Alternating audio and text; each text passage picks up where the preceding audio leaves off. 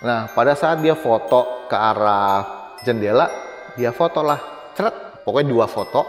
Pas jadi itu foto, dikirimin lah ke asisten gue, ini setnya. Terus dilihat, pas dilihat tuh ada bayangan perempuan diri nyender gitu. Jadi waktu kalau kita syuting itu kan, oke, semua kita mau take ya, silent, handphonenya semuanya matiin atau silent semuanya, Terus gue denger kan, pakai headphone gini, soundman-nya di sebelah sana. Ketika semua udah pada diem, artinya ketika kita mau syuting nggak boleh ada yang ngomong, gitu kan. Terus ini kok kayak ada suara gitu, kayak ada suara orang ketawa gitu, hahaha gitu. Gue lihat, gue jalan, kok nggak ada orang? Karena emang gue salah lokasi. Karena mereka itu lorongnya panjang-panjang, jadi setiap kali gue lewatin satu lorong, itu kan gelap tuh ya. Itu di kegelapan tuh kayak ada yang berdiri gitu. Halo semuanya, kembali lagi di Lentera Malam bareng gue Jamal, dan di segmen Saksi Misteri kali ini gue udah kedatangan sutradara yang punya pengalaman horor ketika melakukan syuting dalam pembuatan film. Nah, kita sapa dulu aja, di sini udah ada sutradara dari film The Secret Riana 2, yaitu Bang Billy. Bang Billy, apa kabar, Bang? Kabar baik, halo Baik, semua. Bang. Oke, Bang. Ini pertanyaan awal nih, Bang. Bang Billy memilih tempat lokasi angker nih, yang bisa dikatakan angker lah ya, yaitu Benteng Van der Wijk. Kenapa nih? Jadi pembuatan film The Secret Riana 2 itu sebenarnya dibarengin dengan pembuatan film The Secret Riana yang pertama. Jadi kita syuting back to back, langsung sekalian tuh. Dan itu sudah dilakukan sekitar 4 tahun yang lalu. Ya karena pandemi ya kita baru bisa merilis sekarang. Nah, pentingnya kalau kita buat bikin film horor kan kita tuh harus ngebuat penonton tuh ngerasa takut ya. Ngerasa takut begitu ngelihat gitu kan, ngelihat lokasinya itu udah serem. Nah, maka itu di sini gua ngambil shortcut supaya bener-bener penonton bisa merasakan takutnya itu organik. Nah, maka itu pada saat pencarian lokasi, gua ngelihat bahwa Benteng Van der Wijk ini yang udah dibangun 200 tahun yang lalu, kurang lebih, itu cocok banget untuk dijadikan lokasi untuk film The Secret Riana 2 Bloody Mary. Karena kita nyari sebuah bangunan tua yang bisa dijadikan sebagai tempat asrama gitu. Maka itu jatuhlah hati gua ke Benteng Van der Wijk yang ada di Gombong ini. Tapi sebelumnya Bang Billy sendiri pernah dengar cerita mistis yang ada di Benteng Van der Wijk ini? Yes. Sebagaimana kita tahu yang namanya ya sebuah tempat yang udah lama dibangun, pasti nggak bisa disangka lagi, pasti ada sesuatu. Pasti ada penunggunya, pasti banyak yang aneh-aneh. Tapi sebenarnya itu semua udah hal yang wajar. Karena kan kita kan pasti hidup berdampingan sama mereka ya, gitu. Jadi gue nggak ngerasa khawatir atau gimana sih tentang tempatnya gitu. Dan di video kali ini, selain kita membahas tentang film The Secret Riana 2 ini, kita juga bakal membahas pembuatan film tersebut nih, Bang. Nah, tapi sebelum itu, ini sebenarnya yang bikin saya penasaran nih dan pengen nonton film Secret Riana 2 ini karena mengambil tema Bloody Mary nih. Dimana yang gua tahu deh, Bang ya, kalau Bloody Mary ini itu suatu permainan yang ritualnya itu dilakukan di depan cermin. Dan katanya itu bakal datang nih. Nah, itu pada saat adegan tersebut, itu beneran datang nggak sosok tersebut? Nah, itu dia. Jadi, waktu gue nulis cerita film The Secret Riana 2 ini, kita mengambil Bloody Mary karena Bloody Mary adalah salah satu ritual pemanggilan arwah yang populer. Jadi sempat booming tuh. Sempat YouTuber pada nyoba, orang-orang pada nyoba Bloody Mary.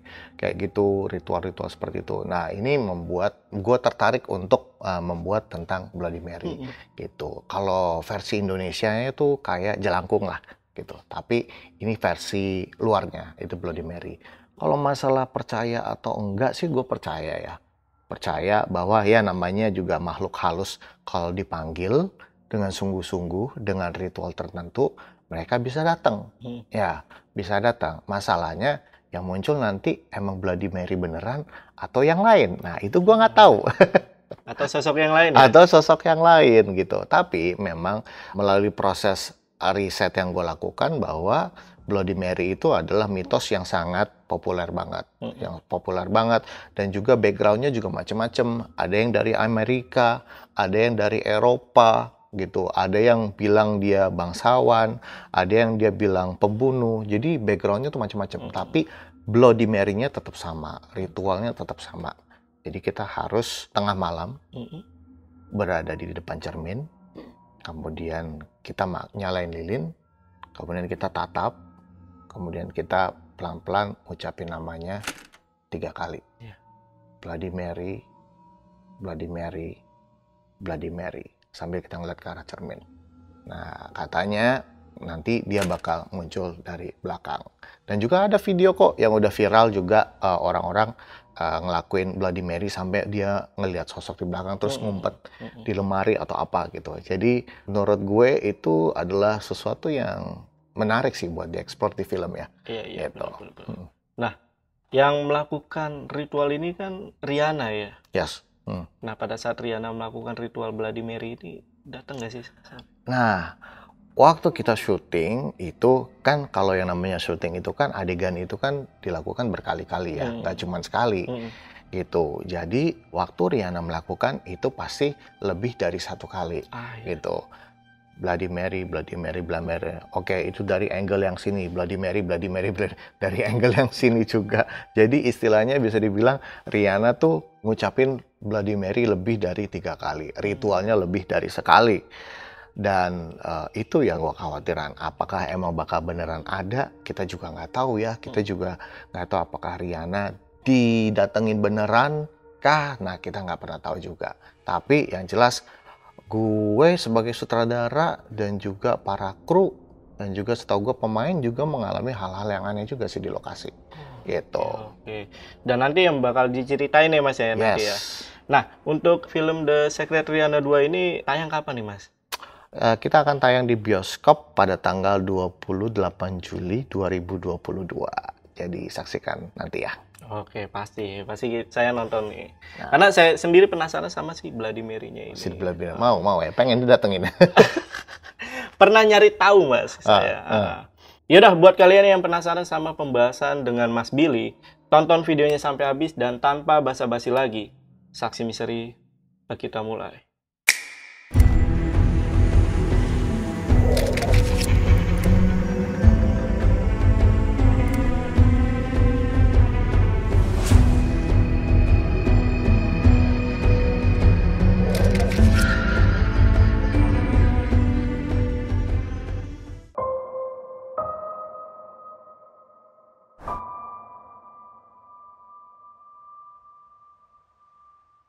Jadi waktu itu pertama kali datang, gue mau disclaimer dulu nih. Jadi gue itu bisa dibilang sensitif ya. Bukan bisa ngelihat, tapi bisa merasakan gitu. Merasakan mereka gitu. Jadi lumayan nyebelin juga ketika harus berada ke satu tempat yang baru.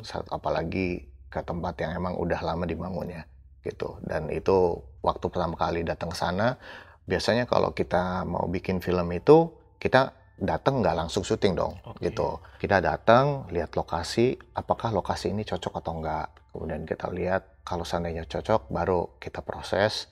Kemudian baru kita nanti datang lagi pada saat beberapa hari sebelum syuting. Begitu gue pertama kali kita ngelihat, gue masuk tuh ke Benteng Van der Wijk. Itu bentengnya sebenarnya bagus banget, gede, dan masih terawat dengan baik di situ.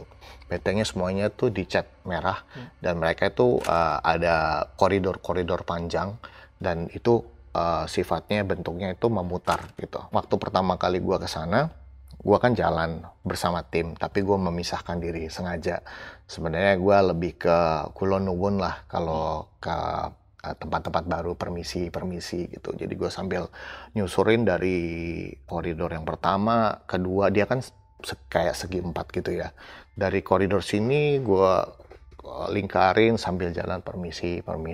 Saya di sini niatnya baik, saya di sini mau syuting, saya di sini mau berkarya, dan bukan cuma saya doang. Kemudian ada kru-kru yang lain. Mungkin nanti akan menimbulkan kegaduhan juga, berisik. Karena yang namanya syuting kan pasti sampai malam hari, sampai pagi hari. Jadi gue telusurin.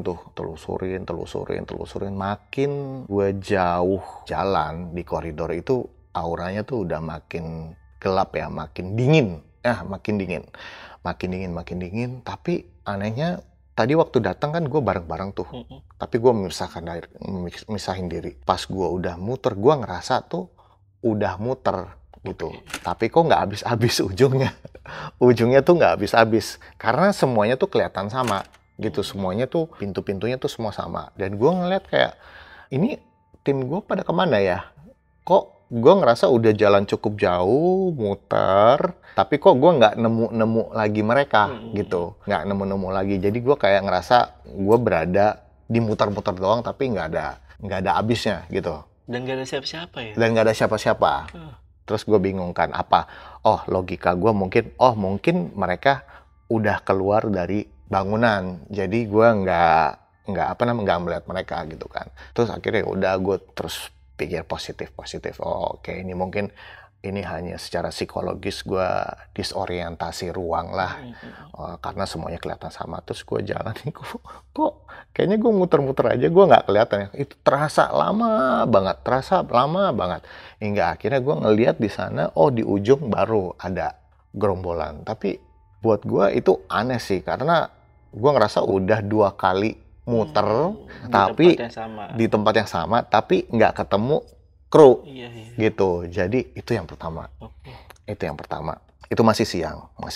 Kemudian ini belum syuting nih. Kemudian malamnya kan kita nginep. Jadi di Benteng Van der Wijk itu mereka menyediakan penginapan. Ada sekitar mungkin 20 kamar lah penginapan. Jadi gue stay di situ, gue tidur di situ sendirian. Terus pada tepat malam harinya yang tadi gue tersesat, terus gue tidur dalam keadaan nggak terlalu capek ya, karena kan belum syuting. Jadi gue tidur, terus gue mimpi.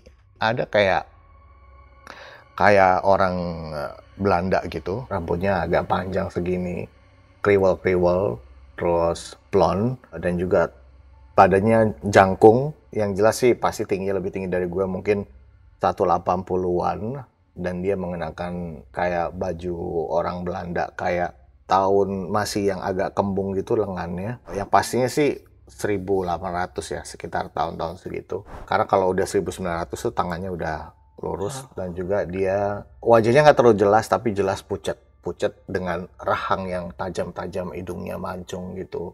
Ada kumis, terus ada jenggotnya juga. Tapi anehnya sih dia bahasanya, ketika dia berbicara, gue bisa mengerti apa yang dia bicarain. Kayak dia di kegelapan, dia kayak jalan ke arah gue gitu. Terus dia kayak ngomong, kamu ngapain gitu kan? Ngapain di sini gitu. Nah sebenarnya kalau makhluk astral itu kan mereka berkomunikasi dengan cara telepati ya. Jadi mereka bukan berarti kalau orang Belanda nggak bisa ngomong bahasa ini. Mungkin sebenarnya dia ngomongnya bahasa Belanda, tapi kita ngerti aja gitu. Apalagi di dalam mimpi. Nah, si laki-laki Belanda ini tuh kayak, kamu ngapain di sini? Terus gue jawab, enggak kok, saya cuma mau bikin film di sini. Oh, begitu. Terus udah gitu hilang.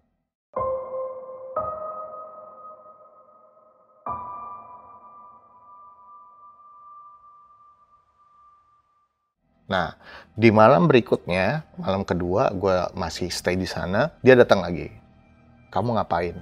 Gue bilang lagi, saya di sini mau syuting.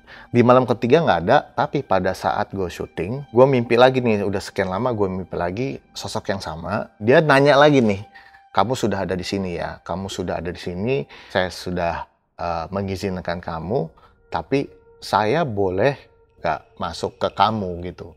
Terus awalnya gue pikir, apaan ya maksudnya masuk? Terus setelah gue pikir-pikir pagi harinya, oh jangan-jangan dia gue minta mau dirasukin nih, jangan-jangan nih. Soalnya selama ini tuh gue nggak pernah yang namanya ketemu sama sosok astral yang ngomong mau ngerasukin, dan gue nggak pernah kesurupan juga, nggak pernah kesurupan, nggak pernah.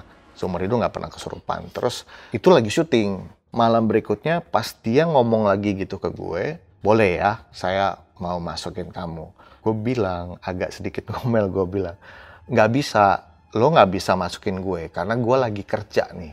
Kalau seandainya lo masukin gue bakal kerasukan dan gue nggak kekontrol, ntar proses pembuatan gue gimana? Berantakan, ya? Gitu. Akhirnya itu terus-terusan, setiap malam, mungkin seminggu, setiap malam gue mimpi-mimpi gitu kan. Boleh ya? boleh. Gue selalu bilang enggak. Akhirnya di terakhir itu gue ketindihan, nggak bisa bangun, dan di pojok kamar itu kan hotelnya kecil lah ya, hotel kecil, temaram gitu. Gue ngeliat ada kayak sosok tinggi, sosok yang sama yang kayak gue lihat di mimpi gue, tapi cuman sosok gitu aja. Dan gue juga nggak tahu itu gue sambil tidur, antara mimpi atau enggak, tapi gue ngeliat sosok yang sama. Setelah itu baru deh syuting, semua berjalan aman. Waktu itu nggak ada yang kerasukan, tapi beberapa pemain sih kayak ngelihat body double gitu. Jadi kayak ngelihat, misalnya gue lagi ngobrol nih sama lu gitu kan, terus udah gitu gue mau ke toilet. Pas gue ke toilet ternyata gue ketemu lu, terus gue balik lagi ke sini, ternyata lu masih di sini gitu. Nah, jadi yang tadi itu siapa? Gue cerita gini bukan karena ini lagi promo film horor ya, karena ini emang banyak dialami oleh kru. Pada gitu. saat itu ya? Pada saat itu. Jadi mereka banyak ngelihat body double. Tapi mereka itu berinteraksi, tapi paling cuman ngangguk atau cuman ngomongnya tuh kayak sepatah dua kata gitu kan. Enggak yang ngomong gitu, enggak, tapi cuman ini gitu, cuman ngelihat lewat. Loh, lu bukannya tadi di situ? Enggak, gue dari tadi di sini, kayak gitu-gitu. Itu sering banget yang dialamin sama kru-kru di sana. Nah, pada saat syuting juga, itu kan lokasi kan gede banget tuh, Benteng Van der Wijk. Jadi kalau kita lokasinya di sini doang, lagi syuting di sini, yang lain kan gelap, yang lain nggak dilampuin gitu. Paling set sama tempat makeup, wardrobe makeup yang dinyalain. Nah, satu hari gua itu harus setnya di sini, tapi begonya gua malah masuknya dari arah yang sebelumnya. Jadi gua waktu itu nggak tahu kalau ternyata syutingnya tuh di bangunan sebelah sana gitu kan. Terus akhirnya malam-malam gua masuklah dengan santainya gitu, bawa minuman gitu, karena udah di-HT-in sama asisten gua kan. Oke, Pak Billy, kita sudah siap nih, kita sudah ada di lokasi. Oke, gua pergi, gua jalan, gua pikir paling cuman tinggal naik tangga, terus di atas udah set. Terus gue masuk, jalan, oke, tenang, karena di atas langsung ini. Gue lihat, gue jalan, kok nggak ada orang? Karena emang gue salah lokasi. Ini kok nggak ada orang? Gue jalan lagi terus, jalan, gue naik ke lantai 2, kok nggak ada orang?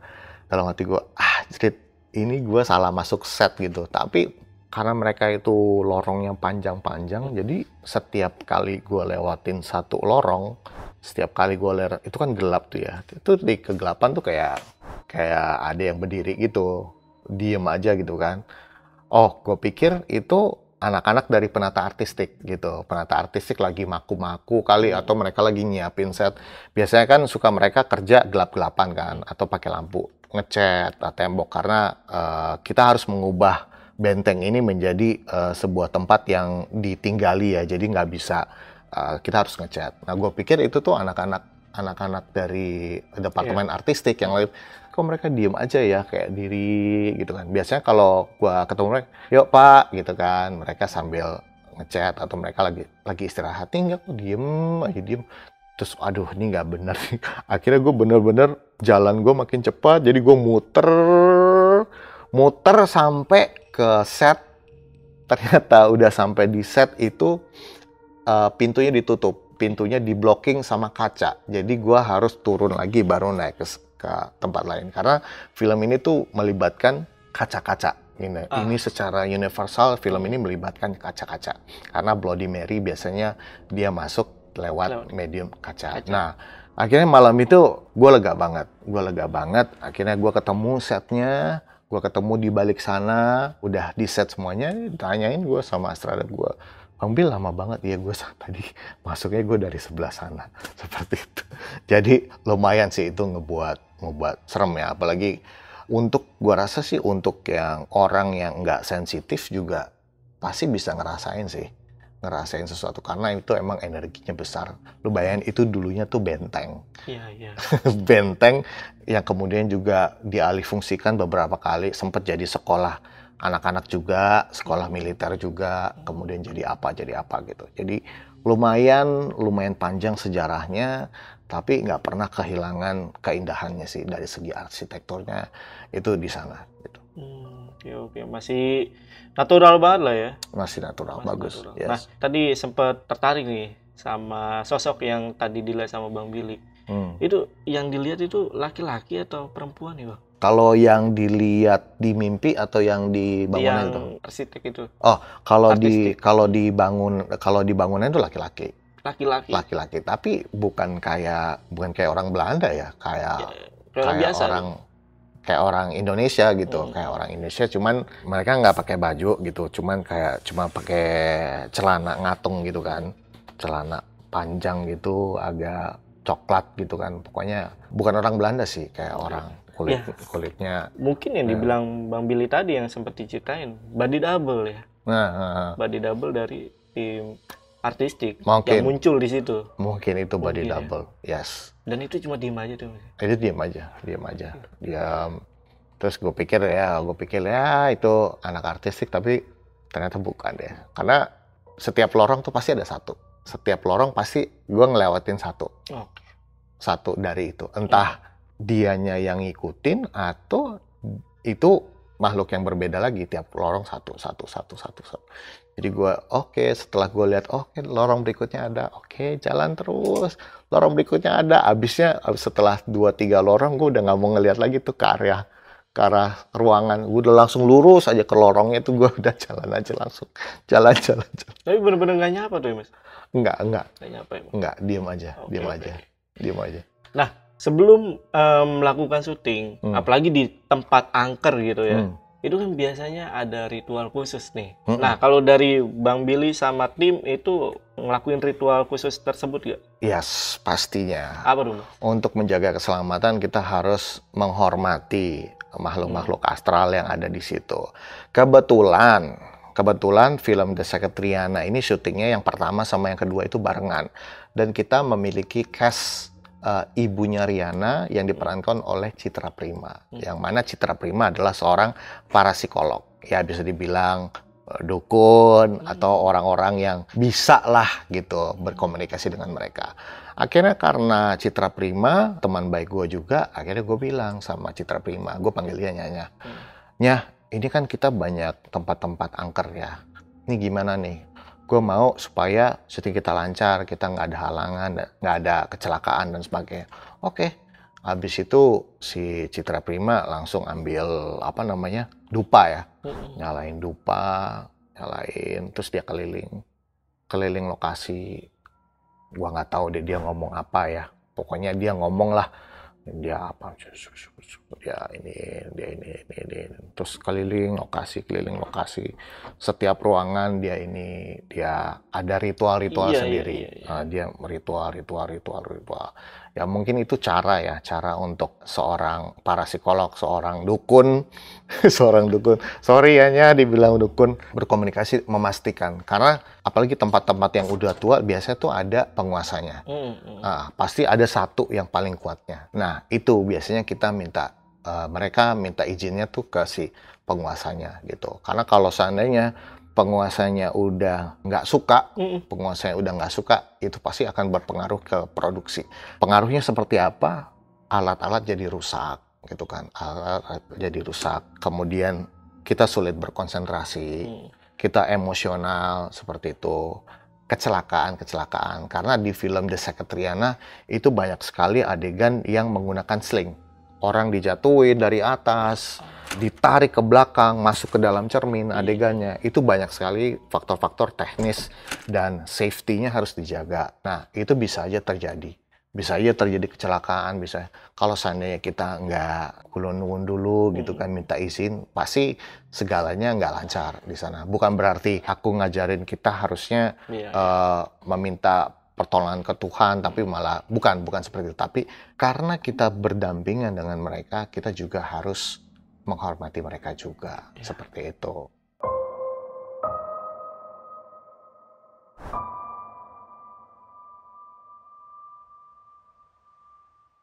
Nah, tadi sempat disinggung juga nih sama Bang Billy kalau itu kan banyak adegan yang ekstrim lah ya.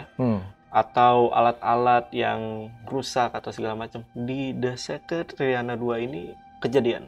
Kalau yang melibatkan aktor sih semuanya berjalan lancar. Okay. Adegan-adegan sling itu semua berjalan lancar, tidak ada kecelakaan satupun. Tapi mungkin dari segi sound, atau kamera itu ada kerusakan-kerusakan teknis yang nggak bisa dijelasin gitu kan. Misalnya di sini kalau kita naruh kamera ke arah sini, angle sini, itu kamera mengalami gangguan. Tapi ketika kita arahkan ke arah yang lain itu nggak apa-apa. Gitu. Baik-baik aja ya? Baik-baik. Sedangkan kalau kita bikin film kan, kalau adegannya di sini, ya nggak bisa dipindah ke sini dong, gitu kan. Ya harus di sini, karena di sini ada tangganya gitu. Nah, pada saat kita ngambil adegan dari sini, angle-nya dari sini tuh, itu nggak berfungsi kameranya. Tapi akhirnya ya kita harus pindahin. Kameranya jangan ke arah sini, tapi ke arah sini gitu. Itu baik. Dan juga gue baru ingat, jadi waktu kalau kita syuting itu kan, oke, semua kita mau take ya, silent, handphonenya semuanya matiin, atau silent semuanya, ada satu aktor, gue lupa ya adegannya tuh yang mana, tapi ada satu pemain, salah satu dari mereka lah. Terus gue denger kan, pakai headphone gini, soundman-nya di sebelah sana. Ketika semua udah pada diem, artinya ketika kita mau syuting nggak boleh ada yang ngomong gitu kan. Terus ini kok kayak ada suara gitu, kayak ada suara orang ketawa gitu, hahaha gitu. Terus gue lihat di atas sama sound recordist gue gitu, apa suara siapa gitu. Nggak kok, silent please, jangan ada yang ketawa-ketawa ya, silent gitu. Gak ada tuh, masih ada hahaha. Gue oke, ini apa nih? Dalam hati gue kayak, ini genderuwo atau apa nih? Jangan-jangan emang yang ketua sini kali lagi ngetawain kita atau gimana gitu. Jadi gue oke, ya udah. Akhirnya setelah ini oke, tapi tipis banget sih, tipis banget. Jadi kayak dari kejauhan gitu ya, dari kejauhan. Yang ketawa ngakak, sementara sekejauhannya lokasi itu tuh benteng, kemudian itu area parkiran, kemudian kayak komplek ABRI, tapi yang rumah-rumahnya tuh banyakan kosongnya gitu. Jadi gua rasa nggak mungkin kalau ada yang ngakak. Sementara udah yang namanya kru udah tahu kalau kita mau take pasti nggak boleh ada yang bercanda lagi, sama-sama kayak gitu deh. Nah, terus ada satu cerita lagi nih. Satu cerita lagi. Jadi kita baru kelar syuting. Udah beres-beres semua, hari itu sudah selesai dan gue udah sampai di hotel. Kemudian anak-anak artistik biasanya kan mereka adalah orang-orang yang datang paling awal, pulang paling akhir gitu kan, karena mereka harus beres-beres. Ada satu set di ruangan kepala sekolahnya Asrama Elodia. Mereka lagi ngeset sendirian. Biasanya kalau kita syuting hari ini, besok mau lanjut, itu tuh setnya difoto. Oke, biar jadi sama. Biar nggak ada yang berubah gitu kan. Nah, biasanya itu anak dari artistik departemen. Jadi foto kursinya begini. Nah, pada saat dia foto ke arah jendela, dia foto lah, ceret gitu kan. Dia sendiri loh, ceret. Terus ceret, pokoknya 2 foto. Pas jadi itu foto, dikirimin lah ke asisten gue. Dikirim ke produser. Oke, ini setnya. Terus pas dilihat tuh ada bayangan perempuan diri nyender gitu. Blur. Tapi lo bisa bayangin, ini kameranya statis, tapi perempuannya itu blur begini. Jadi kayak ada orang jalan gitu. Lagi gerak, bukan jalan, lagi gerak. Gini, dan di next slide-nya itu yang tadinya dia begini blur, terus ke sini ada jalan ke arah kiri frame gitu, putih, dan itu putih kekuningan. Dan itu gua tanya nih kan, ini lu sama siapa di sini gitu kan? Enggak kok, gue sendirian, sumpah gue sendirian waktu gue ngambil gambar ini sendirian, nggak ada siapa-siapa gitu. Jadi itu jelas banget. Aduh, sayang banget filenya gue udah hilang sih. File fotonya itu udah ada tuh, ada 2. Yang satu masih diri tapi agak blur, terus yang kedua tuh ada ini. Dan itu gue yakin banget itu bukan partikel cahaya, bukan flare, bukan partikel cahaya, bukan debu. Kalaupun debu itu harusnya jadinya kayak orbs gitu ya. Tapi ini bukan orbs, tapi benar-benar kayak sesosok perempuan yang ngeblur gitu, ada 2 gitu. Jadi gue lumayan oke. Tapi gue seneng sih. Yeay, dapat foto penampakan gitu. Karena ini benar-benar jelas ya? Jelas. Itu jelas banget. Nah, tadi kan sempat dibilang juga sama Bang Billy kalau Ibu Citra Prima ini kan yang melakukan ritual itu ya, sama sosok-sosok yang ada di situ. Nah, Ibu Citra Prima pernah bilang ke Bang Billy gak, sosok apa nih yang paling kuat di situ? Sosok perempuan atau genderuwo atau apalah? Nah, abis itu setelah gue mimpi-mimpi itu gue cerita dong. Gue cerita ke Citra Prima. Gue bilang, ini gue ada mimpi ini, ada yang minta masuk. Terus dia bilang, untung aja kamu nggak bilang iya gitu. Kalau kamu bilang iya, kamu bisa kerasukan. Jadi mungkin kalau seandainya teman-teman nanti seandainya ya ada bisikan-bisikan atau suara-suara kayak mereka mau apa memberikan tawaran-tawaran, itu harus tolak aja sih. Tolak, ya? Harus ditolak. Ya mungkin efeknya nanti kita bisa ketindihan atau sakit atau dan sebagainya gitu. Cuman Citra Prima dia bilang untungnya kamu tolak, dan aku sempat di-treat karena aku ketindihan, aku dibaca-bacain lah gitu, dibaca-bacain. Soalnya kata Citra Prima, penunggu sini tuh lagi nyerang kamu. Soalnya kamu tuh ketuanya gitu kan. Selain ada produser, kan satu-satunya orang yang berkuasa secara kreatif kan sutradara gitu. Nah, si penunggunya di sini dia nyerang orang yang paling dominan, istilahnya ketuanya lah gitu. Maka itu dia nyerangnya ke kamu. Citra Prima itu dia ngasih perlindungan lah, dia ngasih mantra apa, gua nggak tahu, tapi dia ngasih barrier lah, protection lah, biar si yang atasnya ini yang nggak suka sama gue nggak terlalu mendominasi. Karena di menjelang akhir produksi itu bener-bener hektik banget, dan gue tuh kayak bawaannya tuh wah marah, nggak happy gitu, yang bad mood terus. Nah emang bener Citra Prima bilang ya itu emang pengaruh dari yang ada di sini gitu, karena makhluk astral itu bisa mempengaruhi mood kita. Dia bisa, mungkin nggak kayak di film-film makhluk astral muncul gitu kan, atau nakutin, tapi dia bisa mempengaruhi psikologis kita menjadi lebih down, lebih sedih, lebih depresif, seperti itu. Bisa mempengaruhi seperti itu juga. Bisa dibilang dia bisa merubah aura seseorang ya? Bisa. Menjadi negatif lah ya? Yes, jadi lebih negatif. Yang akhirnya membuat proses syuting itu jadi terhambat kan. Karena orang jadi nggak fokus, jadi bawaannya marah melulu, kayak gitu-gitu. Nah, sosok apa nih yang pernah diceritain sama Ibu Citra Prima? Benar, sosoknya itu. Sosok yang itu? Sosok si yang gue lihat di mimpi gue. Itu yang kemungkinan paling kuat? Mungkin ya, mungkin dia bentuk aslinya tidak seperti itu, tapi dia menyerupai sosok orang yang pernah ada di situ pada zaman dahulu. Jadi karena kan namanya makhluk astral kan mereka bisa berubah-berubah ya. Iya. Mereka bisa jadi apa, bahkan bisa menjadi orang yang pernah kita sayang, yang udah meninggal bisa aja gitu. Kita nggak pernah tahu. Jadi makanya itu mesti hati-hati sih. Oke, ini gue sebenarnya sempat cari tahu nih Bang, soal mitos dari Benteng Van der Wijk. Nah katanya jika ada orang yang berputar di benteng tersebut, itu katanya untuk mencapai satu titik ke satu titiknya lagi, itu sangat cepat. Nah itu Bang Billy pernah tahu itu? Atau pernah ada kejadian itu? Kalau kita ingat lagi yang tadi awal-awal kita cerita ya, justru kebalikannya yang gue alamin. Justru gue makin panjang kan, gue nggak nemuin teman-teman gue tuh kan, jadi gue kayak muter, akhirnya ketemu, jadi lebih panjang. Gue rasa mungkin efeknya tiap orang mungkin beda-beda kali ya, beda-beda. Ada yang ngerasa lebih cepat, ada yang ngerasa lebih lama gitu. Gue jadi inget nih, waktu itu gue tuh mau ngerjain si pemain-pemain ini nih, anak-anak belia ini nih.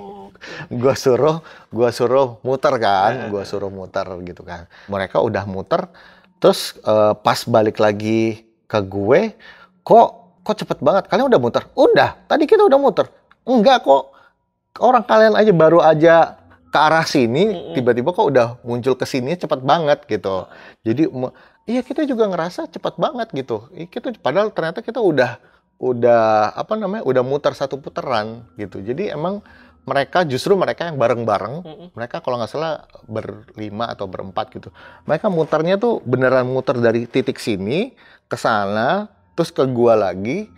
Itu tuh cepat ngerasanya gitu. Tapi enggak dengan apa yang gua rasain. Gitu. Yang gua rasain justru jauh lebih lama itu. Entah, nggak tahu ya kenapa ya. Jadi mungkin gua rasa sih itu misterinya ya. Sesuatu yang menariknya sih. Mungkin teman-teman harus nyoba sih ya. Harus nyoba tuh ya. Kalau berani. Penasaran juga sih. Karena harusnya ada durasinya standar ya lah ya. Yes. Itu berapa menit gitu ya untuk sampai ke titik awal lagi. Nah ini cepet banget nih. Cepet banget. Dan gue yakin mereka nggak lari. Soalnya mereka berempat, mungkin mereka sambil bercanda, mungkin logikanya mungkin seperti itu. Tapi gue yang rasain beneran mereka abis dari sana, kok cepet banget udah nyampe sininya lagi cepet banget. Gitu. Nah, ini kita balik lagi nih ke awal soal Bloody Mary nih. Karena ini masih sangat penasaran nih sama si permainan Bloody Mary ini. Salah satu kru atau talent itu pernah ada yang mainin Bloody Mary di tempat tersebut? Sebenarnya kalau setahu gue itu mereka nggak cerita. Karena mereka ini nih cewek-cewek ini nih mereka tuh penakut-penakut ya. Jadi justru sekarang nih yang terjadi. Jadi kita bikin filter Instagram, campaign menggunakan filter Instagram. Terus gue pikir kok ini talent cuman berapa yang mau bikin gitu kan. Ada 2 talent gitu kan yang belum bikin juga. Terus gue tanya lah gitu. Gue tanya sama ini kenapa dia belum posting menggunakan filter. Tau gak jawabannya apa? Aku takut Kak, aku takut banget. Ntar kalau aku ngomong ini di depan kaca dia bakal muncul beneran. Jadi dia tuh takut. Saking takutnya jadi mereka nggak berani untuk melakukan. Jadi kalau kita nanti teman-teman lihat di Instagram ada filter, kita bikin filter The Secret Rihanna 2 Bloody Mary. Itu cara mainnya kamu di depan cermin, kemudian kamu bikin selfie, ucapkan nama Bloody Mary 3 kali, nanti Bloody Mary akan muncul di belakang kamu. Nah, seperti itu. Nah, ini satu pemain yang nggak berani karena ketakutan banget untuk main Bloody Mary. Gitu. Dan untuk filternya sendiri udah bisa di searching ya? Udah dong, udah bisa. Instagram ya? Udah di Instagram. Nah, nanti carinya cek aja. Di The Secret Rihanna 2 lah ya? The Secret Rihanna 2 atau Bloody Mary 3D. Oke, The Secret Rihanna 2 atau Bloody Mary 3D itu nanti ada. Bang Billy, ini kenapa Bang Billy sendiri mengangkat tema hantu barat di film The Secret Rihanna 2 ini? Pertanyaannya kenapa ngangkat hantu barat ya? Kenapa Bloody Mary? Betul sekali. Kenapa nggak kuntilanak? Kenapa nggak pocong? Sebenarnya dari awal aku udah diskusi ya sama executive produsernya untuk mau membuat film horor yang seperti apa. Karena kita memiliki tujuan, kita punya tujuan juga bahwa Rihanna juga ingin bisa dinikmati juga selain di Indonesia, tapi juga di luar negeri juga. Sebagaimana kita tahu bahwa The Secret Rihanna dia telah memenangkan Asia Got Talent ya. Betul. Waktu itu tahun 2017 silam kalau nggak salah ya. Yang mana itu adalah sebuah ajang pencarian bakat di dunia internasional. Kemudian Rihanna juga sempat masuk ke British Got Talent juga. Artinya pecinta Rihanna itu bukan hanya terpatok hanya dari orang Indonesia aja, tapi juga dari penonton di luar negeri secara universal. Akhirnya kita memutuskan untuk membuat cerita yang kira-kira bisa relate juga dari orang luarnya, Maka itu sementara Bloody Mary sudah cukup dikenal di dunia luar dan juga di Indonesia sendiri. Jadi kita memutuskan untuk kita akan mengangkat tentang Bloody Mary. Dan juga selain itu aku pribadi sebagai seorang sutradara di proyek ini, aku ingin menyajikan sesuatu yang berbeda gitu. Karena waktu itu dan juga sekarang banyak sekali film Indonesia yang mengangkat tema hantu-hantu lokal yang nggak kalah menariknya juga, yang memiliki kualitas yang sangat baik juga. Dan di sini kita mau meramaikan perfilman horor Indonesia dengan memberikan sesuatu yang berbeda juga sih. Betul.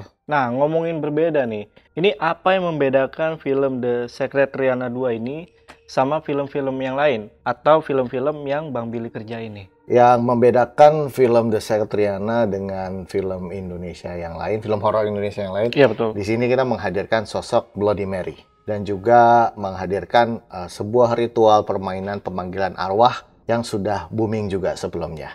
Gitu. Jadi di sini teman-teman yang penasaran apa itu Bloody Mary, pengen mencoba, pengen ketemu langsung, bisa langsung coba aja. Betul, betul. Di sini. Atau bisa langsung nonton ya The Secret Rihanna 2 di tanggal 28 Juli 2022 ya? Yes, benar. Oke. Dan untuk premiere sendiri tanggal berapa, Mas? Tanggal 21 Juli. Tanggal 21 Juli. Yes. Oke. Kalau buat gua pribadi sih gua bakal nonton sih.